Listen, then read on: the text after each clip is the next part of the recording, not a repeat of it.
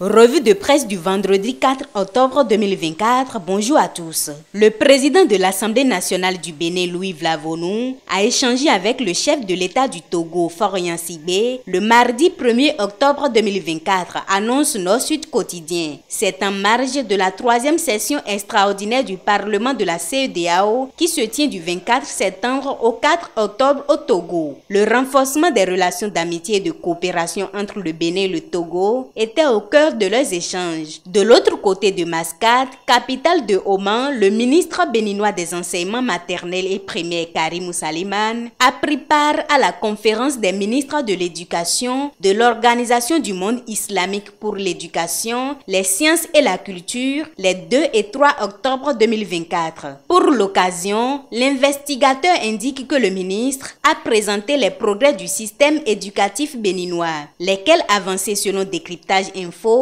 ont été salués par la conférence. Karimou Saliman est également désigné pour assurer la vice-présidence de l'organisation. À la Cour constitutionnelle, plusieurs agents ont été formés aux enjeux liés à la protection des données personnelles, annonce la primeur. L'autorité de protection de données personnelles, en collaboration avec l'institution judiciaire, a organisé un atelier de formation à l'intention de ses agents. En politique, le porte-parole du gouvernement est revenu sur l'épineuse question d'éventuel 3e mandat du président Patrice Talon. Interrogé une énième fois sur le sujet, Wilfried Léandre Ngwedi a rassuré les Béninois. Le secrétaire général adjoint du gouvernement a indiqué qu'il s'opposerait à une envie de 3e mandat, rapporte le Défi Information. Arrestation de Bokor et Omeki. Dans un communiqué hier jeudi 3 octobre, le parti Les Démocrates parle d'un dossier à mystère, nous informe du Coin Info. Dynamisme Info ajoute que le parti d'opposition invite le peuple à la vigilance. Information pêle-mêle, le matinal annonce que pour des faits d'abus de fonction, un magistrat et 2 autres personnes ont été condamnés à 24 mois de prison ferme. À Paris, en France, des œuvres de 24 artistes béninois sont en exposition. Le Grand Regard indique que c'est pour la révélation de l'art contemporain béninois. Voilà qui met fin à cette revue de presse. Bon début de week-end à tous.